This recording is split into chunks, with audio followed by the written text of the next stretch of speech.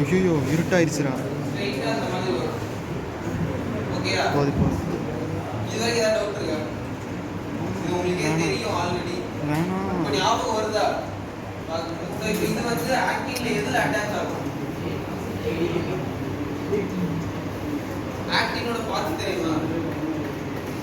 ஆக்டிங்கோட parts no sir.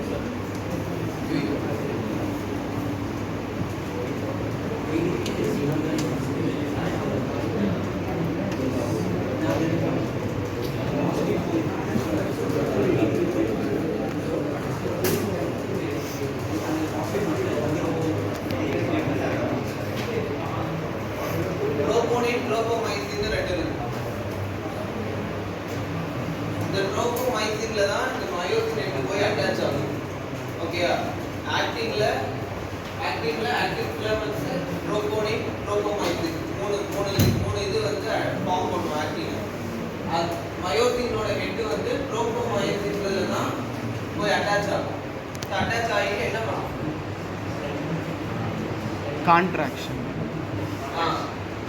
இதில் போய் attach ஆகி இது திருப்பி உள்ளே இழுக்கும். இந்த இதை உள்ளே இழுக்கும் போது என்ன இதே மாதிரி அடுத்தடுத்து இருக்கிறதெல்லாம் ஒன்றா இழுக்கும் போது மசில் கன்ட்ராக்ஷன் நடக்கும். இது இந்த மாதிரி பார்த்துருக்கீங்க.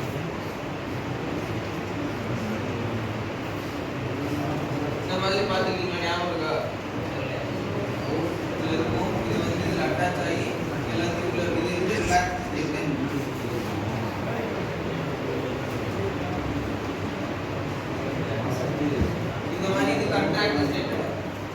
இந்த பிக்சர் ஞாபகம் வருதா?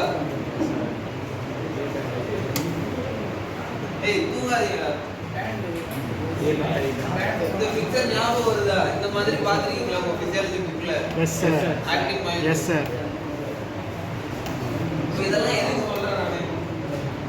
மசில் எப்படி மூவ்மெண்ட் ஒரு ஸ்டிமுலேஷன் வந்து எப்படி மசில் ஆக்டிவேட் பண்றதுக்காக இப்போ நம்ம ஸ்டார்டிங்ல நர்வ்ஸ்ல இருந்து ஆக்ஷன் பொட்டன்ஷியல் வருதுன்னு பார்த்தோமா? ஸ்டிமுலேஷன் வந்து பிரெயின்ல இருந்து நர்வ் வழியா வருதுன்னு பார்த்தோமா? இப்போ அந்த ஸ்டிமுலேஷன் வரல அப்படின்னா மசில் ஒர்க் இருக்காது. என்ன ஆகும்? மசில் ஒர்க் இருக்காது. மசில் கன்ட்ராக்ஷன் ரிலாக்ஸேஷன் நடக்காது. அப்போ மசில் பவர் என்ன ஆகும்? ஜீரோல இருக்கும். ஸோ அப்போ ஜீரோல இருந்து ஒன்றுக்கு கொண்டு வரணும்னா அந்த ஸ்டிமுலேஷனை நம்ம வெளியே இருந்து கொடுக்குறோம். இப்போ இதுதான் ஐஎஃப்டியோ டென்ஸோ இதோட மெக்கானிசம் எல்லாம் இப்படி தான் ஒர்க் ஆகும்.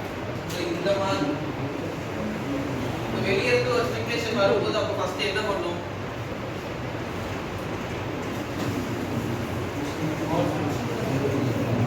ஸ்டார்டிங்ல ஒரு ஸ்டிமுலேஷன் வந்தா என்ன நடந்துச்சோ உங்க மசில்ல அதை வந்து எக்ஸ்டர்னலா நம்ம ப்ரொடியூஸ் பண்ணுவோம்.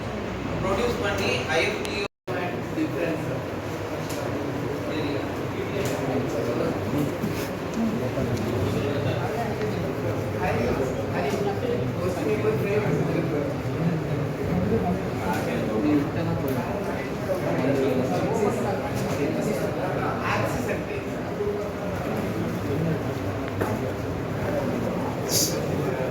தம்பி கையெடுப்பா.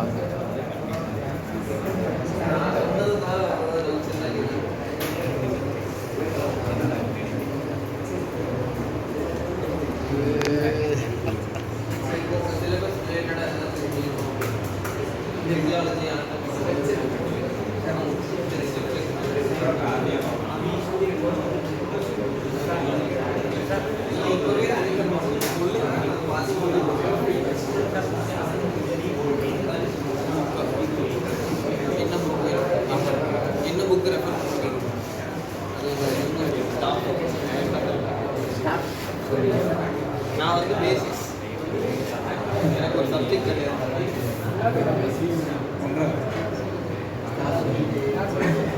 Subject stop thinking